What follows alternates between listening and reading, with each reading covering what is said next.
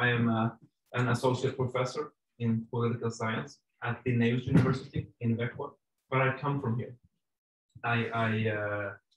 I did my undergraduates in Malmö. The story, quite fun. I can actually just tell the story of sort of where it all began, because it's there are quite a few young people here. It's nice for you to hear that all careers are not sort of progressing in a linear way. I started to study political violence when I was 12 years old in the mid-1990s. I went with my class to the local library, and our teacher told us that, go in and get a book. Everybody is supposed to have a book before we leave the library. And all the guys rushed into the children's section and picked up books from about Bath and Sea, which is sort of boys' books in Sweden. And there was no books left for me. And the teacher started sort of stressing me.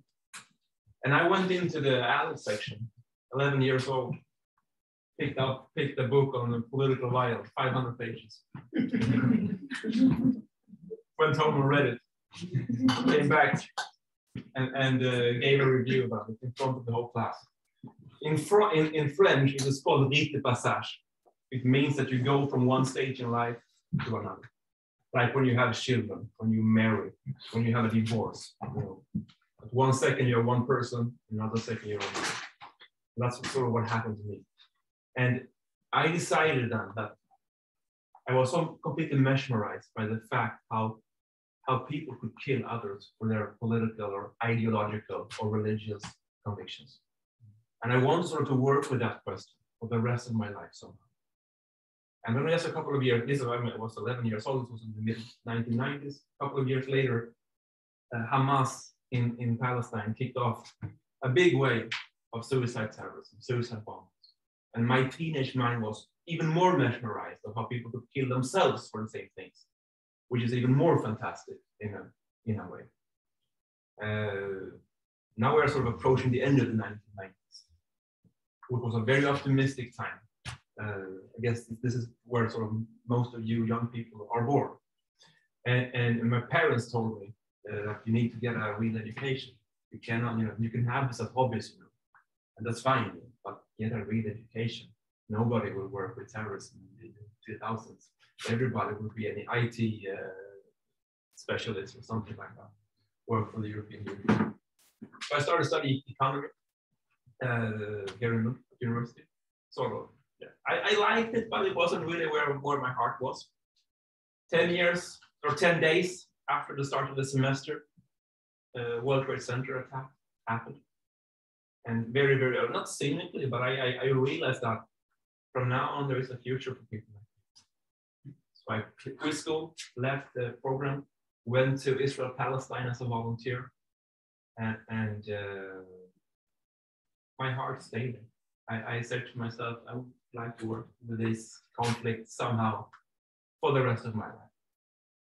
And I have done that for these 20 years. I came back after a while in the Middle East, went to Malmö University, studied peace and conflict, international relations, these sort of topics which were so close to my heart. And as a student, there is an enormous difference when you study things that you really, because there, you can sit and read, all holidays, the whole summer.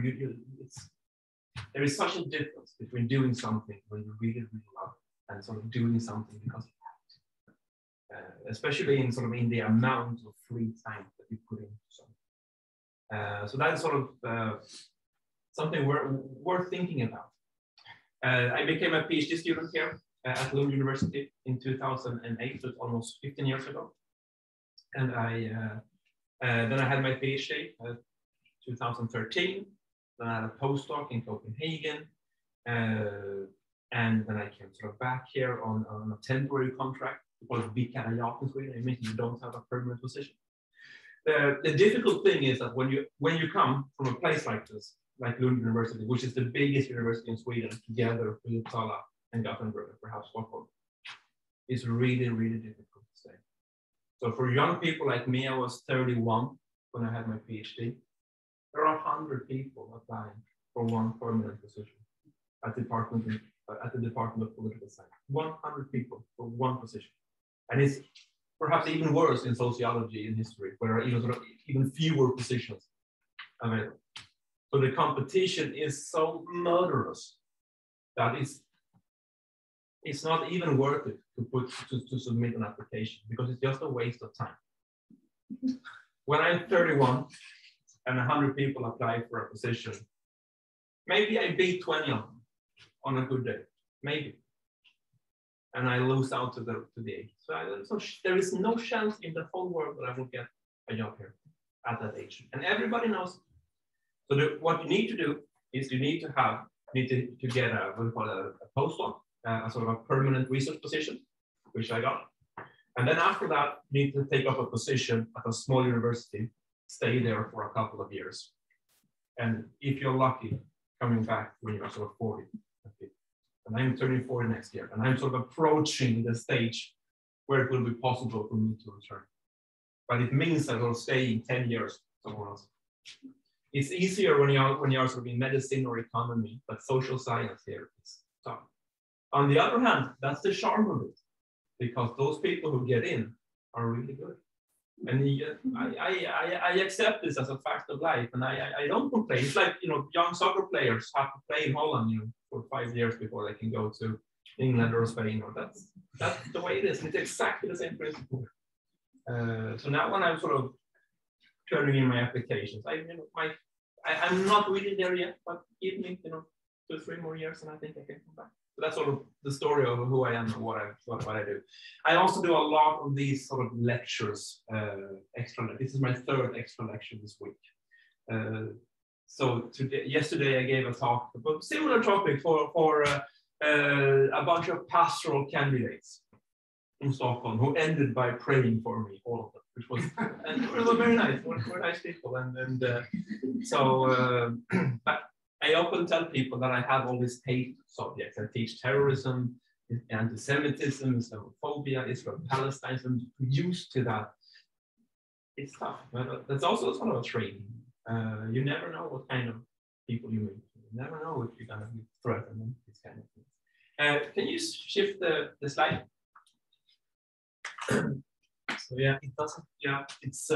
If anyone would like to have the PowerPoint, I would be very happy to send it to you.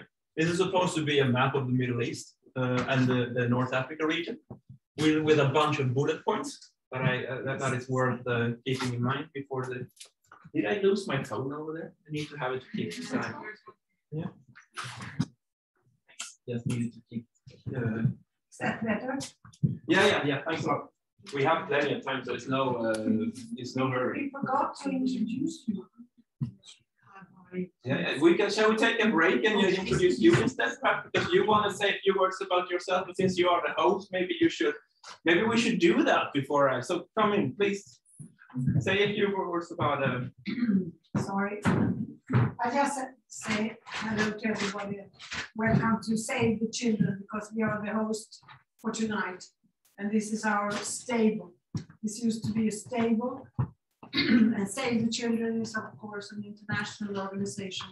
And I'm on the board for the local chapter in Sweden, in Lund. And we have about 1,500 members and about 70 active young students like you, volunteers working with the rights of the child, which is our goal. And we work with underprivileged children in one part of Lund, and KIT, which is kids in transit, the refugees and the asylum seekers in Malmö. I myself is in charge of rights of the child in schools, where we give workshops for school children. So we are very active, and we are always looking for volunteers. So please, you can go into our website and look more about what Save the Children Lund is doing. You're very welcome. Thank you. We are, of course, I am thankful, and we are all thankful for the opportunity of being here today, for you hosting. Thanks a lot for that. All right. So a few things to keep in mind during the lecture. The first is minority versus majority rule. This is very important to keep in mind, because when the colonial powers left the Middle East after World War II. Minorities took power in the whole, what you call the Levant, the Eastern Mediterranean region. In Syria, it was the Alawites after a bunch of problems.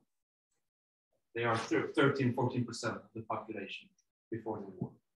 In Iraq, it was the Sunni Muslims. In Lebanon, it was the Christians.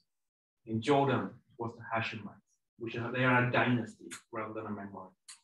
In Palestine, it was the Jews. So minorities took power in all the countries. And it was only the Jews that were able to transform themselves from a minority to majority by getting rid of the Palestinians, by creating the Palestinian refugee problem. All the other places were ruled by minorities, which is of course creates enormous instability. You don't need to have a political scientist like me telling you that if a state like Syria is run by sort of 14% is ruling over 86%, it will be a type of tyranny and not a democracy, per definition. It's like that. So minority rule is one of the problems of this region. Economic malaise is another problem. And I often have sort of to speak a lot about this, because Swedish students, most of them are born sort of a raised in a middle-class family. It's very difficult to understand sort of economic structures of most of the Middle East. But we can take an example just to put it simple. Where did the Arab Spring begin? Anyone knows that? Which country? Tunisia? Yeah, which place in Tunisia? You know that? It's a small town somewhere in the lake. Yeah, Sidi Bouzid. So like in the south of Tunis, like 3 hours with a taxi south in the inland, small place. A young student like you, Mohammed Bouassissou, he had a university degree, couldn't find a job. So he had to sell fruits on the black market. He was like a black market entrepreneur. He basically went to a real fruit seller and borrowed fruits from him and sort of sold it with a small commission. Working in the informal sector, meaning he paid no taxes. He had no rights. In his city, 95% of all the entrepreneurs were informal, meaning they work without paying taxes, they work without having any rights. In his city, 90% of all housing were built informal, without permits, meaning that you do not legally own your house, meaning that you cannot take out a mortgage on it, meaning that it's difficult to sell it, meaning that the foundation for middle-class life, like we have here, doesn't really exist. So think about it. 90% of the entrepreneurs work informal. 90% live informal. And this is the truth across the region. Tens of millions of people live, work, and die in the informal sector, in the black market. And also, a place like Tunisia, which is considered to be one of the most developed societies, big part of the state budget is for subsidies for all kinds of things. It could be milk and it could be for bread. So that meaning that the state is paying farmers a lot of money to keep the prices to a very low level. So for example, a liter of milk would cost, say, 1 crown, a tenth of the price this week. So it takes up huge percentages of the state budget. And then it goes to the farmers, they get their money, and then perhaps sometimes they'll sell the milk to live. So you have subsidies, pay out enormous subsidies, but still you have no. This is sort of just one way to illustrate how very differently the economies work. So subsidies take up a lot of state budgets in this region in order to keep poor people satisfied. Also, environmental factors are a sort of a hugely underestimated factor in the region. Anyone knows what kind of environmental factor that led to the war in Syria? What happened in Syria in the decade before the war broke out? Yes, but another word for it. Droughts. Okay, drought. There was a major drought in Syria a decade before the war broke out. So a lot of peasants from the countryside had to migrate from the countryside to the big cities. And so they migrated to Damascus, to Aleppo, to Homs and Hama and Dera. And when the war broke out, these were the people that joined first. So the uprising was the strongest, exactly in the places that took in all of these migrants from the countryside. The Syrian war is a modern form of a peasant uprising, even if it's very, very, very weird to think like that. But it is. The Middle East is not like Las Vegas. What happens there doesn't stay there. And we have learned that the hard way in Europe. The cost of state collapses have been so enormous in Libya, in Syria, in Iraq, in Yemen, and elsewhere, which is one of the reasons why Europe would like to keep the Palestinians afloat in the West Bank and Gaza, not to create further destabilization and refugee crises. Also, risk for superpower confrontation. We forget about it today, but some of the wars that Israel fought, 1973, for example, and 67, there were big risks that the superpowers would intervene with nuclear weapons. So the wars that Israel have been fighting, especially in the previous decades, have been very destabilizing when it comes to superpower relations. We are not really there yet, but we could be there in the future. Anyone knows today why the oil from Saudi Arabia is important for the US? Why is Saudi Arabian oil important for the US today? It is not for driving American cars. They are more or less energy independent. It's for something else. Yes. I assume because it affects the revenue that Russia can generate from oil. It's a good guess, but it's a good guess, and you will get a little star for that. It's not right. Think about the other superpower. China. Yes, who imports oil from the Middle East. China. Yeah. What do you think will happen if there is a war between China and the US in the future? Well, the Chinese manufacturing industry would basically collapse more or less if they had no import of gas and oil from the Middle East. And that would affect the entire global economy. And the Americans would choke them off by cutting off the oil.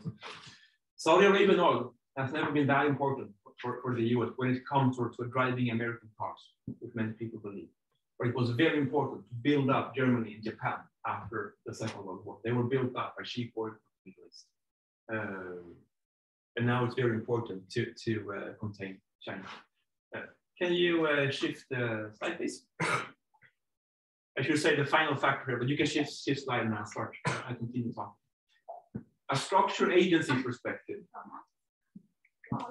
is very important to have when it comes to thinking about factors in the Middle East. Structured agency is a model in social science, which sort of means that structure is the cards you get on the hand when you're playing poker. That's structure, or surrounding factors. Agency is how you play them. If you apply that to the Middle East, people who on the right, or the people on the left say that structure matters a lot. Foreign interventions, rivalry, superpower confrontations, that's sort of the key to explain what is going on here. Whereas people on the right say, no, it's agencies, local factors, culture, religion, these kind of and those matters a lot when it comes to explaining things in the Middle East. Now we're going to go over more to Israel-Palestine, and it's good to start by saying just neutrality, objectivity, and impartiality exist here, because these are things that are very difficult to deal with in conflicts. And I would say no, and I never use these kind of terms because we all come in with preconceived understanding. We all come with our biases. Most people, if not all people, have an agenda. I don't go to Auschwitz as a neutral observer. I don't. When somebody make a news flash about ISIS, they are against it. People take stand all the time, even if we don't know. And there is also, of course, a lot of structures and biases built into our systems. Take the next slide and I'll show you in practice. We can take it back to this slide. This is a picture, and you can see it more or less. This is a picture from the Guardian's newsroom in London.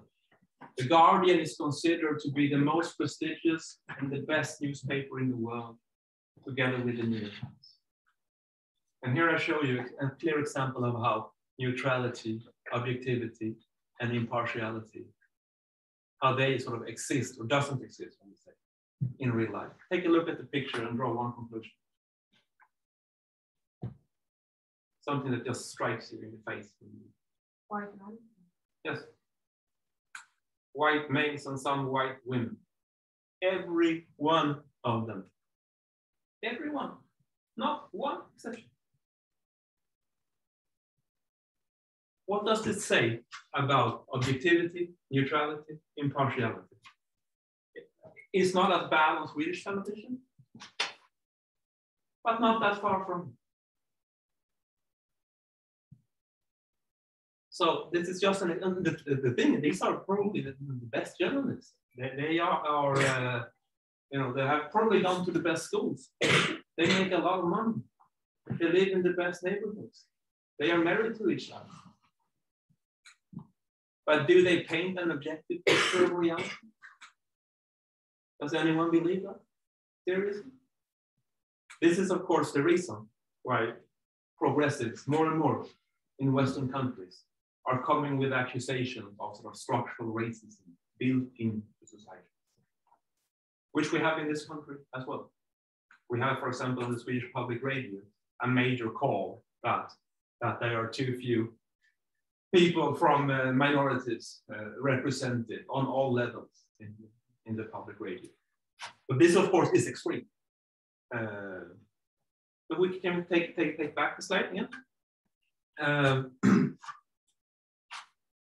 Back to the question of neutrality and objectivity and partiality. Just give you a few examples.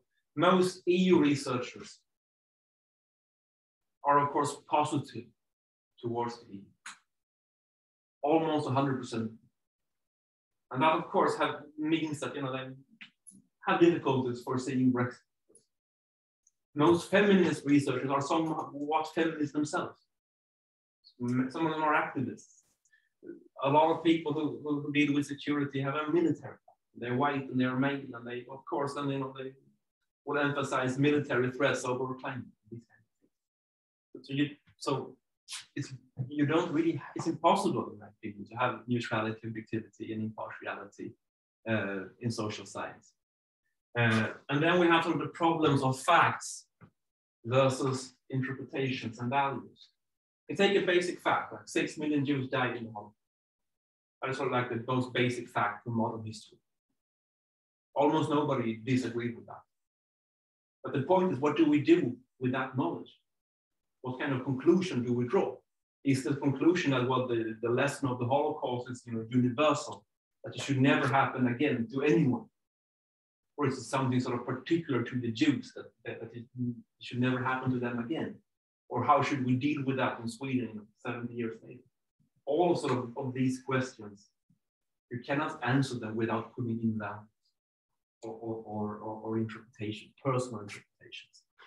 And then when it comes to Israel-Palestine, we have various types of asymmetry problems.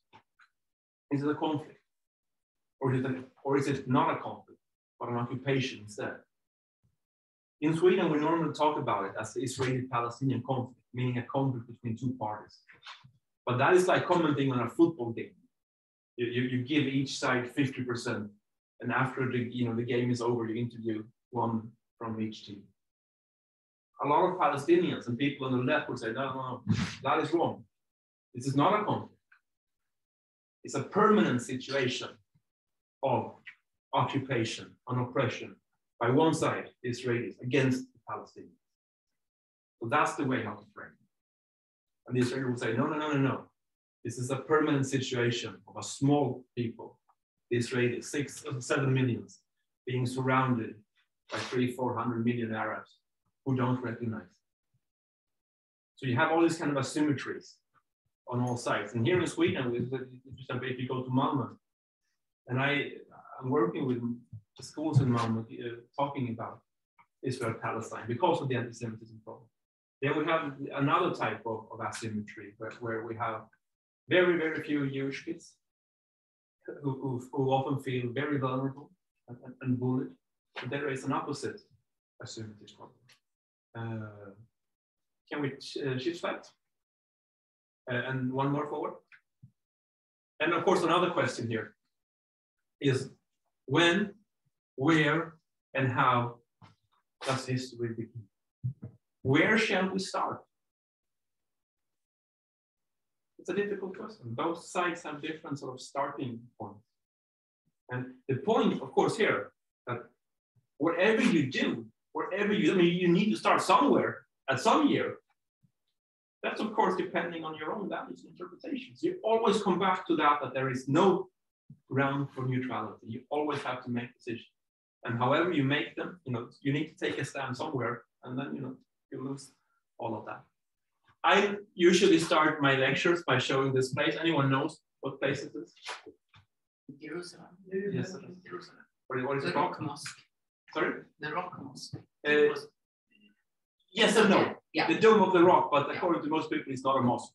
No. But it's a kind of temple. Yeah. But the other place here, the Al-Aqsa, is a mosque. And that is the third holiest mosque for Islam after the great mosque of Mecca and the Prophet's mosque of Medina. This place in Sweden is called the Temple Mount, which is also the Jewish Israeli name for it. The Muslims call it Haram al-Sharif, meaning the noble sanctuary. So here we see, it's called Temple Mount in Swedish history books and lexicons. So here we see how sort of the Judeo-Christian worldview is coming together as one, whereas sort of the Islamic worldview do not have that kind of same leverage and effect over us here in Sweden.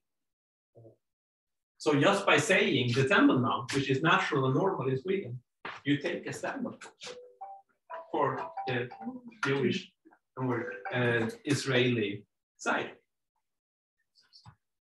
This is the place where the two ancient Jewish temples once stood.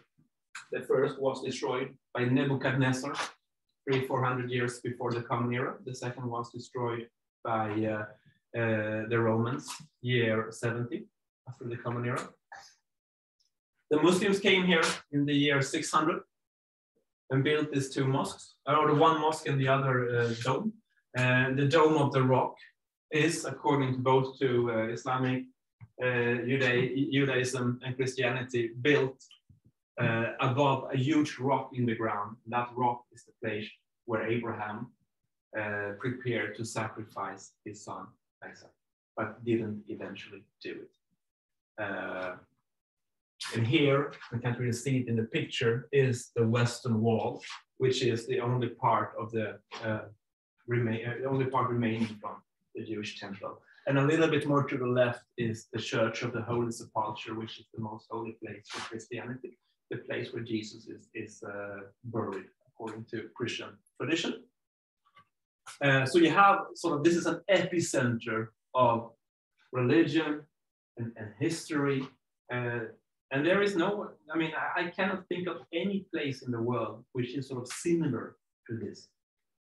Not even close. I often think of sort of a place that would come, second to this in holding religious sites for different faiths and stuff like that. Ajodha in India is perhaps sort of the only place that would come close, but it doesn't have the kind of significance that this the Temple Mount has. In the year 1099, some people came here and did something. Anyone knows who came here? Anno Domini 1099. Anno Domini means, Christian, in the year of The the Lord. Crusaders. Crusaders came from Europe. You know what they did? The massacre. Yes. Yes. There weren't journalists at this time, 1,000 years ago, but there were chronicles, meaning sort of book writers or people who sort of wrote, travel writers. And they wrote that the blood was so thick and high in the old city of Jerusalem that you had blood up to your ankle. And these were Muslims killed by the Christian crusaders. And the Jews were locked into the synagogue and burned. So they committed a horrible massacre, truly horrible massacre. And what they also did is that a lot of the mosques were turned, and synagogues too, were turned into churches. So a lot of these places here, a lot of the temples have been mosques, synagogues, and churches throughout history, depending on who has ruled them. Hebron, for example, in the south of the West Bank, has a shrine which has been all kinds of things depending on the faith of the rulers. Today it's both a synagogue and a mosque. We see, of course, discourses are very important here. Discourse is a way of seeing reality, or part of it. It means a lot because discourses shapes our consciousness, which shapes our actions. It makes a lot of difference if you say, well, I'm going to talk about the integration. It's the greatest problem for this country. Or I'm going to talk about the integration. It's the greatest possibility for this country. Problem has a completely set of tools connected to it, as have possibilities, of course. The discourses here are very important. The same is true for narratives, sort of different stories, perception of reality. The Crusaders have strong meaning today. They ruled Jerusalem for about 100 years. They were thrown out by the Muslim, the warrior king Saladin in 1187. And Saladin is buried. Anyone knows where he's buried? Saladin is buried in the Umayyad Mosque in Damascus, which I think is the fourth or fifth of this place for Islam. The Muslims ruled this area for several hundred years after the Crusaders, and mostly under the Ottoman Empire. Can I have the water? Is this my water? Yeah, thanks. The Ottomans ruled for several hundred years, but in the end, at the end of the 19th century, it was clear that they had a lot of problems. So they got the name the Sick Man of Europe, and plans were drawn up in London and in Paris of putting these territories, the Levant, meaning Lebanon, Syria, parts of Iraq, and Palestine, under colonial rule. That happened in 1917.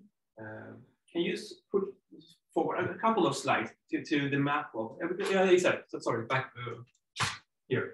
So in World War I, in the middle of World War I, in 1917, the British and the French invaded the Middle East, which sounds insane, that you're fighting in Germany on the West Front and you decide to invade the Middle East. But there was a logic to it, especially for the British. The British had sort of three reasons. One was they wanted to invade the Middle East, which is here, create a corridor via Turkey that you could go up and attack Germany between the West and the East Front. And then they wanted to secure the waterway to Egypt because Palestine is close to the Suez Canal. And Britain was also ruled by Christian Zionists who wanted these places under Christian rule. That's why they did it. And the French went to Syria and Lebanon. They went all the way to Damascus, to Saladin's tomb. And the French military commander, Henri Goudard, went in the mosque and kicked Saladin's tomb and said, "Saladin, we are back." All Syrian refugees know the story of when the French and British came to the Middle East. The Crusaders today are symbols for far-right activists. The Crusaders' cross is red and white. And Anders Breivik, who committed the terror attack in Norway 10 years ago, he had this cross on him. And a lot of far-right terrorists have memorable, or sort of things connected to the Crusader area, mostly the red and white cross, which is more and more turning into a racist symbol quite fast. Can we take back a slide? And then the colonial powers left here after World War II. Israel was created. And Israel, after 20 years, in 1967, occupied this part here, East Jerusalem, the Temple Mount, West Bank, Gaza, and the Golan Heights. From the beginning, all the parties involved here were secular socialists. Israel was created by radical socialists, people who hated religion. It was the same with the PLO, the Palestinian Liberation Organization, also secular and socialist. So this was sort of a secular nationalist struggle over land for a couple of centuries, but then quickly becoming more and more religious. I'm going to talk about that and why it became that. So today, national religious forces are very strong. That's a good topic, good concept to take with you. A lot of politics today around the world is driven by people who are both religious and nationalists in the same time. Trump, Putin, Erdogan, Modi, all the people, the Iranian leaders, Israel's Prime Minister Bennett, sort of very religious and very nationalistic at the same time. We can take the next slide, Bart. We talked about it, but there's huge symbolism of this conflict. World War I, the colonial era, people on the left see it as the last colonial war.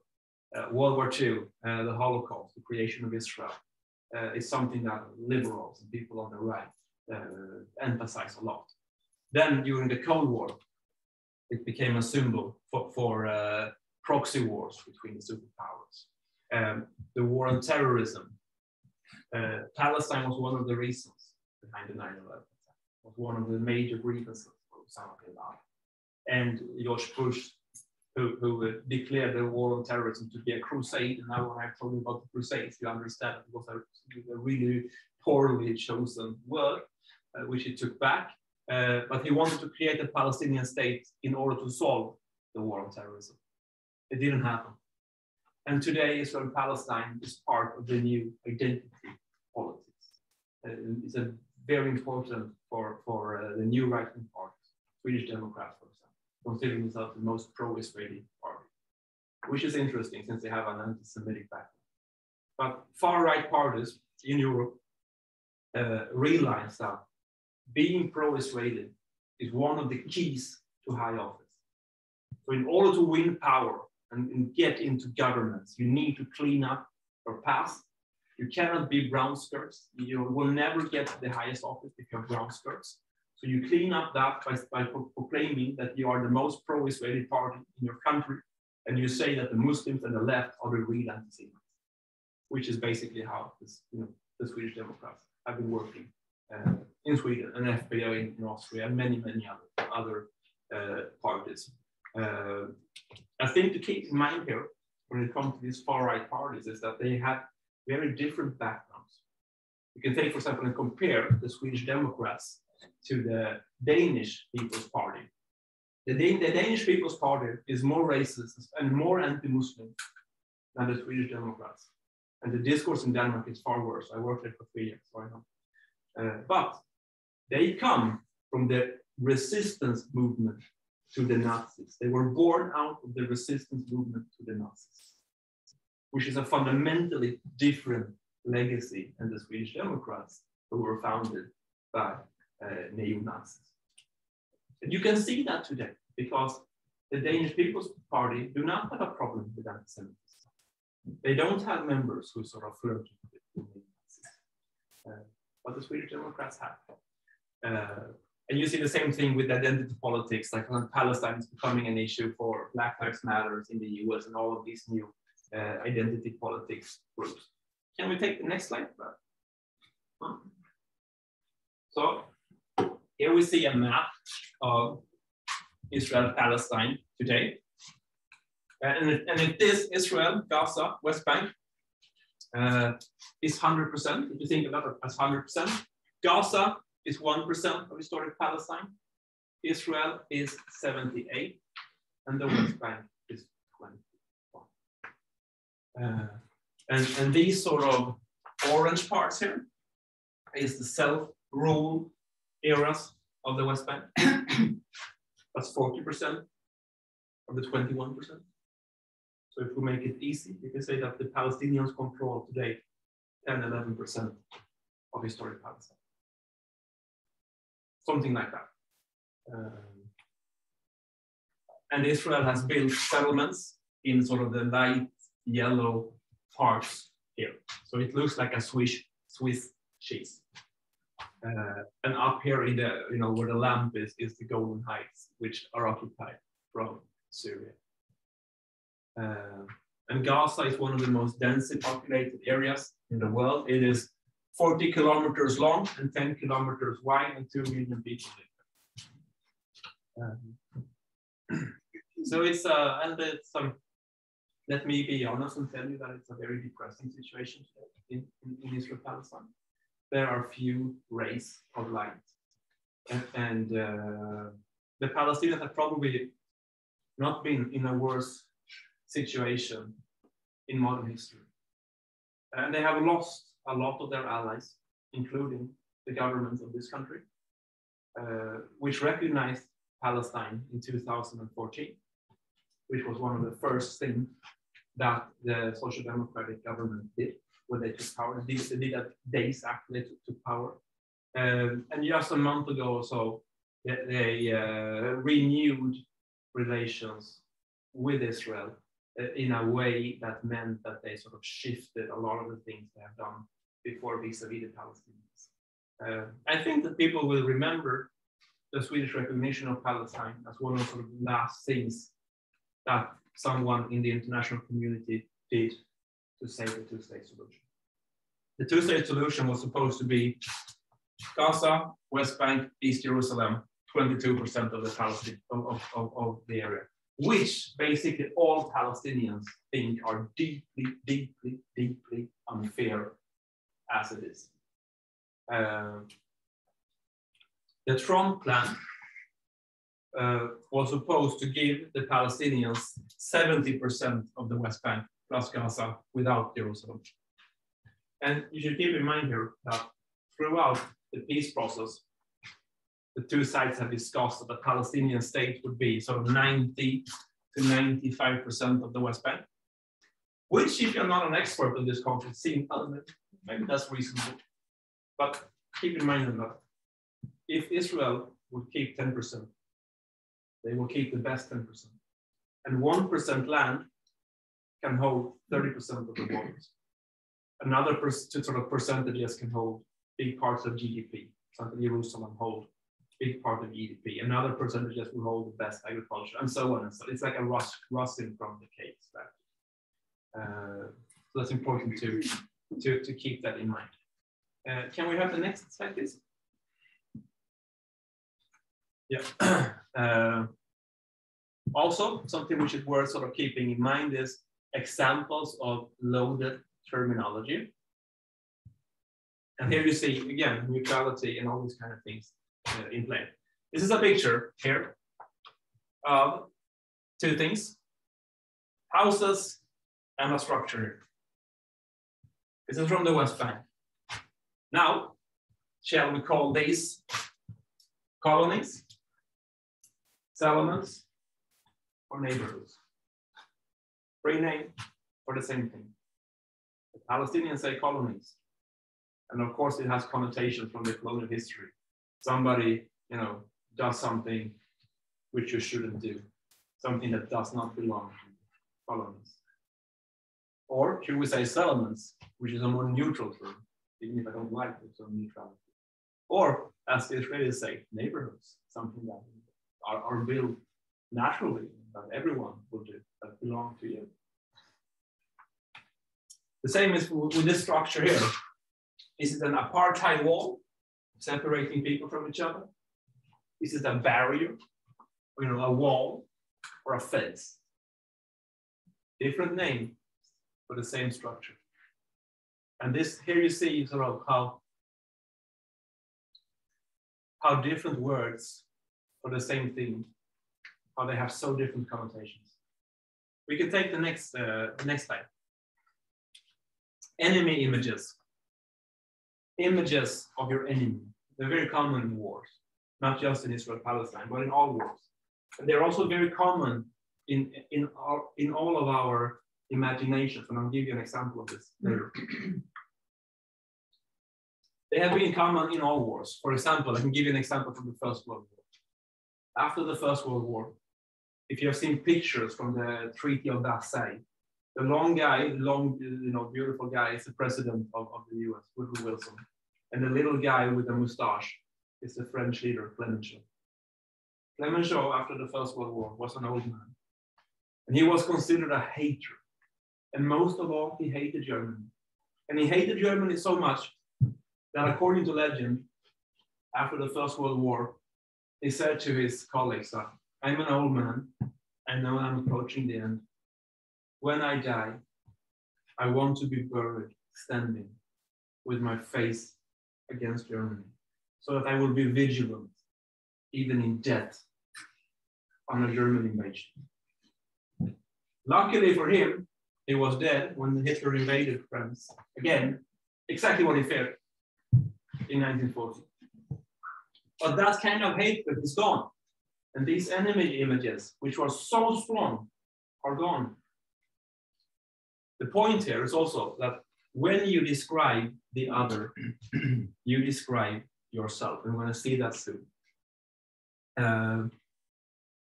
Also, increased religiosity on both sides is bad for peace, because religious identities are more rigid. It is easier to be Swedish Bosnian or sort of, Canadian Mexican than be 50% Catholic and 50% Hindu. Religious identities are more rigid. Imagine communities, this is Benedict Anderson's concept, also very important here. The same with the role of diaspora groups. We all know the old saying that living abroad makes you more royal than the king and queen. The British who lived in India celebrated holidays much more thoroughly than the British in Britain. So diaspora groups, and we have some of them here in Sweden, very strong in Malmö, of course, for the Palestinians. They are important here. Can we take the next slide?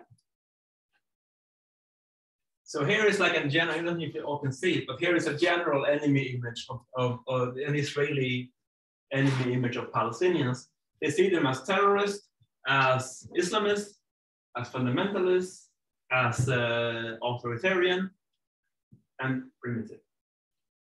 The Palestinians say that Israelis are occupants, they are colonial invaders, they are oppressors. Then we take the next slide. And you see the self-image here. The Israelis see themselves as legitimate combatants, as Westerners, as enlightened, as democratic, and developed. The Palestinians see themselves as freedom fighters, as the natives, and as independence seekers. When you describe your enemy, you describe yourself. I can describe my ex-wife here if you want.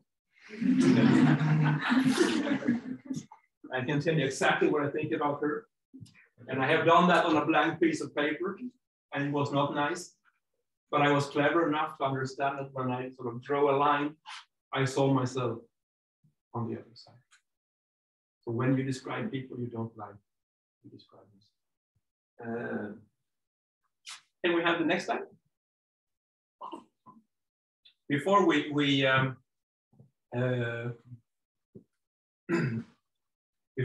the end, I want to say a few words about the religious aspects of the conflict. And I have alluded to that. If you can't sleep tonight, if you lie awake, and if you want sort of a big philosophical question to spend your life thinking about, just like I did with terrorism, why people kill themselves and others, I'll give you the question. In the 1960s and early 1970s, all clever people, sociologists and intellectuals, all clever people believed that with modernity, meaning the time we're living in today, religion would fade away. And people would look back at organized religion the way we look back to witches and, for example, the Viking gods and trolls and stuff like that. There are very few people who would seriously say, I mean, I'm going to go home and pray to Odin, you know, for good weather or something like that. It's very difficult to take that seriously. The same is it's true if somebody said, I genuinely believe that, you know, this woman here is a witch. And it's very, very difficult to take it seriously. And people believed that religion would go the same way. And exactly the opposite happened. And it happened at the same time, not just for the parties involved here, but for all the main religions. 1977, 78, and 79. Very, very big things happened here. 1977, the Likud party, national religious bloc, came to power in Israel. They have ruled Israel more or less for the past 40 years, with a few exceptions. And Israel today is a much, much more religious society, meaning an enormous upward swing for the political use of Judaism as a religion.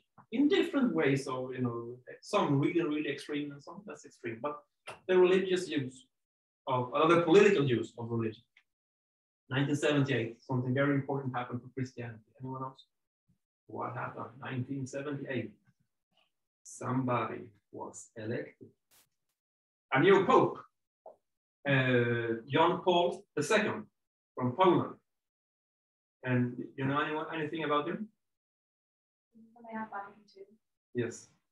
So they reformed the church. They Vatican II, and they stopped having mass in Latin. Yeah. But he also he is known for being very, very extreme when it comes to, say, contraception, abortion.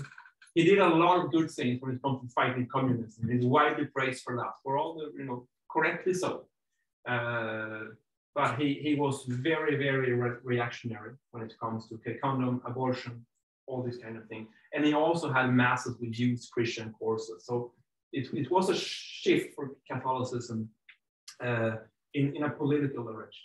And we, of course, we often, you know, we don't really think that the big Catholic countries are located very far from Sweden. It's Brazil, Mexico, the Philippines, US, and Italy. And if you go to the Philippines, you see the result of these policies with a lot of street children and enormous sex tourism, which is a direct result of these policies. This time, 1970s, is also the time when, and of course, John Paul II also played a key role in protecting all the pedophiles in the Catholic Church, which were known already at that time, and which has continued up until our day. The evangelical, what's the name of it? The evangelicals, sorry, thank you, in the US also emerged at this time, and they became one of Donald Trump's key voter bases. 1979 is the key year for Islam, for political Islam. 4 things happened this year. Revolution in Iran, January 1979. The first peace treaty between Israel and Egypt, March 1979. The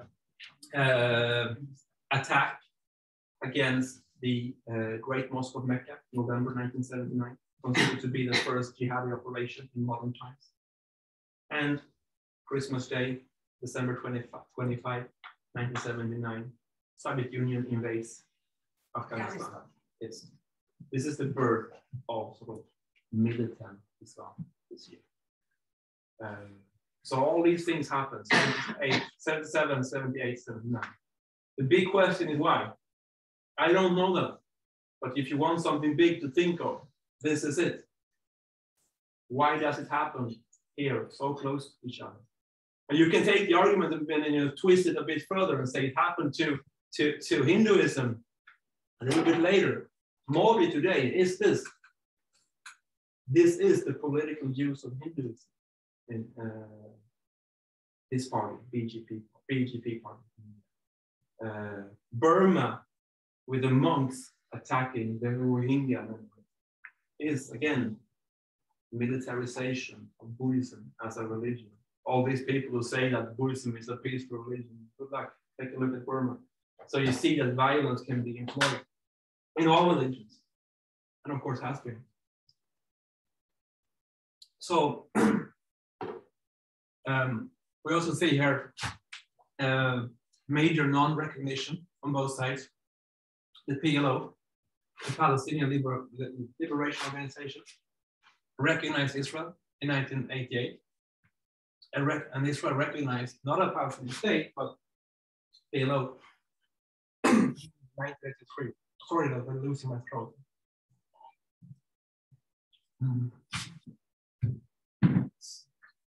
Just in a couple of seconds to say.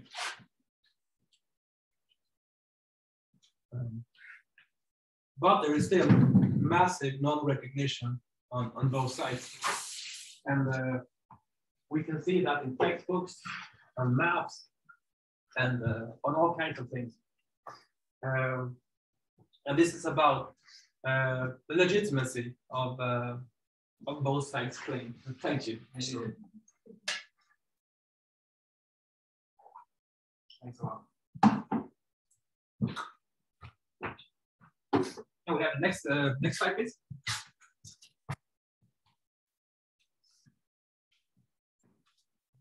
So where is the conflict today?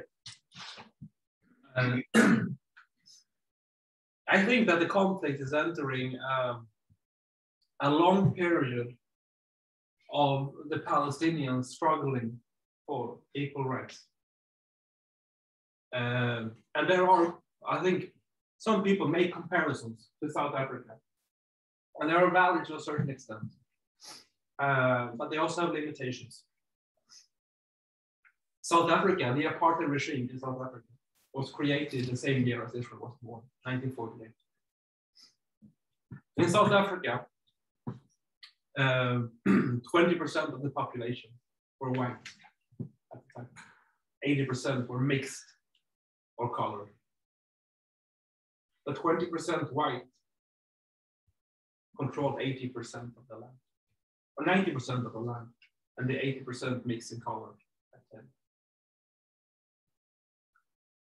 When Israel created the Palestinian refugee program, and when they did not allow the Palestinians back, it was in order to avoid a South African situation. So that the parallel to South Africa has limitations there, I think. Israel is also compared today to settler colonialism. People say, well, you know, the best comparison is not South Africa. Is, say, for example, the settlers take over of the US and other places instead.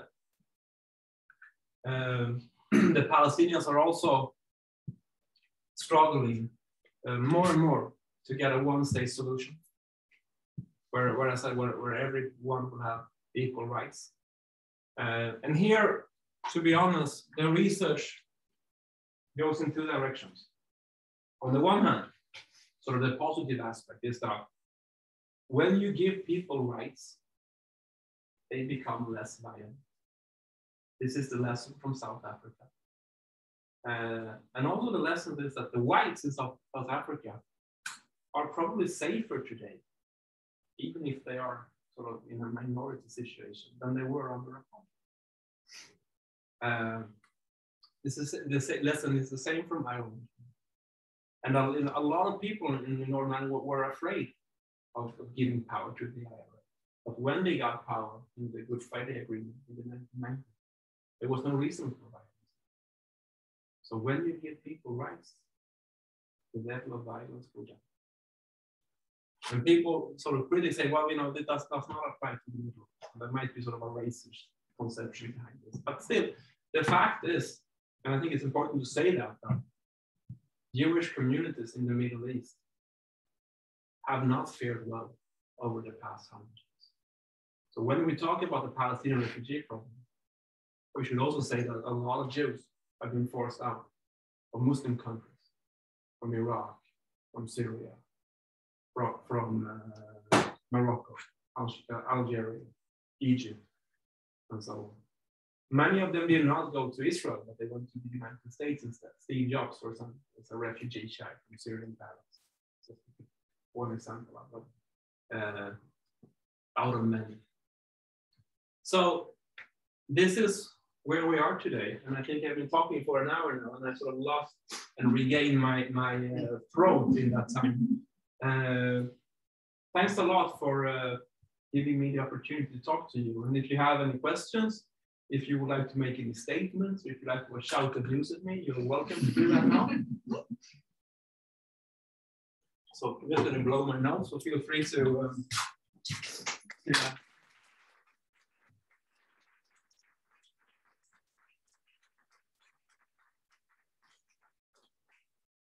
Thanks a lot. Anyone who have any questions for me? Comments, or would like to say something? You can also ask questions about things I did not talk about. Yeah, I talked for an hour. There are 4 things I. Don't be shy, otherwise I'll force somebody to start. No, but I have a question. You go ahead. About something you didn't talk about. I'm interested in how you view, I know you do work on the EU also, how you view the internal conflicts in the EU on this topic. How does that affect their possibilities to act more united as a union? So it's enlightened. United as a union in this like peace building. Yes, a very good question. If you're looking for a topic to write about for a bachelor thesis, this is. Yeah, it would be my master's. It's a really good topic to write about, and it's quite common that students do that, and it affects the EU in many ways. And I think we should sort of zoom out by saying that the rise of China, which is probably sort of the biggest story of your lives. I usually say to people that people are defined by wars. My grandparents were defined by the Second War, defined their whole teenage and early adult life. My parents were defined by the Cold War, and I was a child and defined by the war on terrorism, within quotation marks. All young people in here will be defined by the confrontation with China. Everyone, whether it will be good or bad, I don't know, but it's very clear that that's what the future will hold. And I think that people will remember this 20-year period, which I believe is over, the war on terrorism period, as an interim period between 2 Cold Wars. The Cold War between the West and the Soviet Union, and quickly approaching, if we're not already there, in a Cold War with China. Now it will probably be defined not just by a military confrontation. Climate will play a huge role. I mean, is it possible to confront China militarily and cooperate with it on climate? Is that possible? I don't know. But the story here is that the rise of China, the backside of it is the decline of Europe. Because I see that, for example, in my data when I give lectures. When I started giving lectures, when I became a PhD student, it's 15 years ago today, or 14 years ago. China's share of global GDP in nominal terms was, I think, 8 or 9%. And the EU was the largest economy. Today, China has 17%. And the EU has gone down from 25 to also 17. Now, perhaps it doesn't look that much, but it is only a short period in history.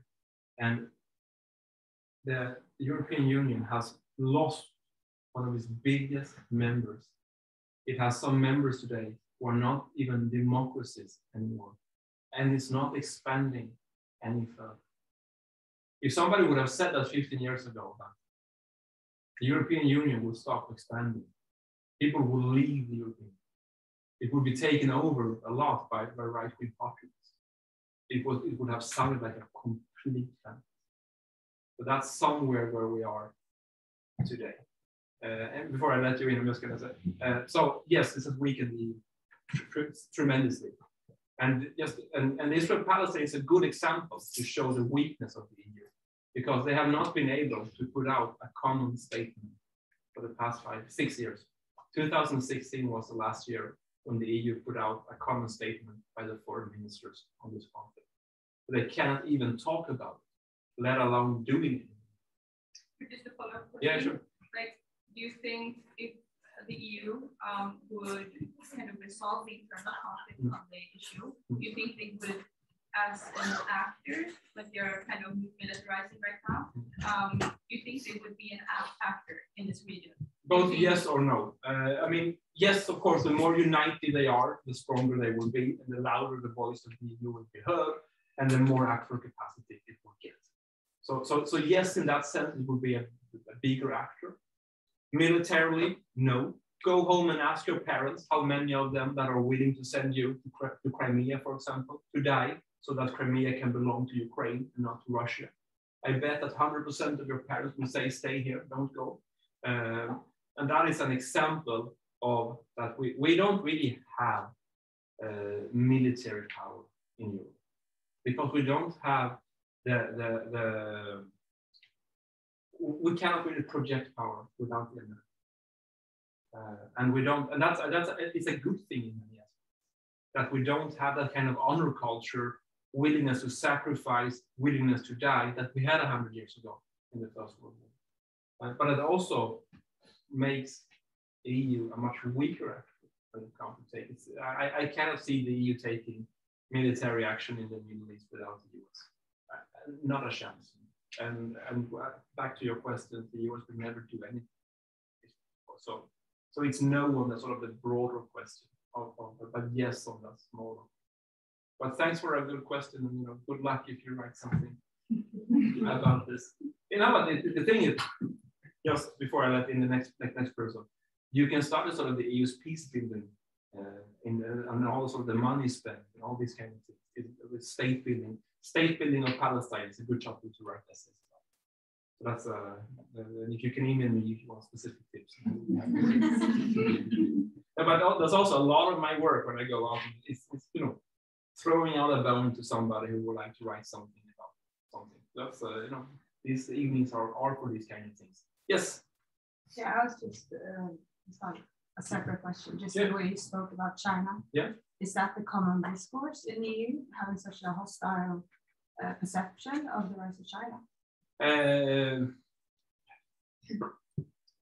Well, yes or no, I would say. I mean, of course, the EU is 27 countries, and you will have many different, voices in different countries. And some of the countries in the East are allied with China, which is one of the reasons why you have, furthering disunity in the EU. But I would say a lot of people all of us have benefited from the rise of China in many, many ways. My phone here, the iPhone, the reason why it costs 10,000 Swedish crowns, which is really expensive. But this is made in Foxconn City, outside Shenzhen, in the south of China. That's the reason why it costs 10,000 and not 50,000. Mm-hmm. Had this sort of been made in the West, it would have cost 50,000, and most of us would not have been able to afford paying 50,000 pounds per phone. So that's, we have benefited a lot from that. And of course, a lot of our growth is connected to and driven by China. But what is happening now is that China is quickly turning into a security threat. Not really for us here. Sweden is very far away from China. But of course, the reason why we do not want to have, the way is 5G networks. The reason why we don't want Chinese to buy up ports is because we don't want to be surveilled by them. So it's better to be surveilled by the Americans because they are our allies. That's the reason, of course. And you see it even more starkly in Asia, where China is beginning to threatening all kinds of things.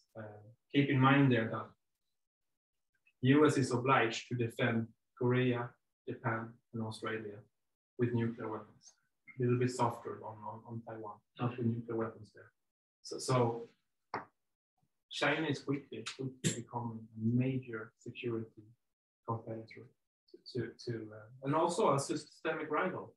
I mean, one of the reasons, not the only one, but throughout this period, the war on terrorism period, the global democracy in the world has gone down for the past 50 years, driven by different factors, by the war on terrorism, by the rise of China. So this have contributed to making the world more authoritarian. So there are people today that question whether it was wise by Nixon to open up with China in the 1970s, which was seen at the time as a masterstroke. Nixon went to China to split the Soviet bloc in a Soviet and a Chinese part. It was seen as a masterstroke, weakening it. Today, people are seriously questioning what was that against them? And the future will tell. But thanks for your question. More questions or comments? Yes, yes. So first you and then you. Yeah, thanks. Similar question to what you said about China. I was wondering, like, this hostility that is now being experienced in a lot of the European Union against China, could that be perhaps an opportunity for other Asian countries, especially like my interest, like India, because India and China have such a status quo when it comes to being the manufacturing centers of the world? Do you think that this security threat or this rivalry perhaps could make other countries benefit from it? Sure. I should say first that I'm not a China expert, and I don't absolutely not. But my research is about Israel-Palestine, but I teach about Asia and security there as well, and I try to go to China, say, every second or third year, and I haven't been there for a couple of years now because of the pandemic. So, but I mean, I'm not an expert on it.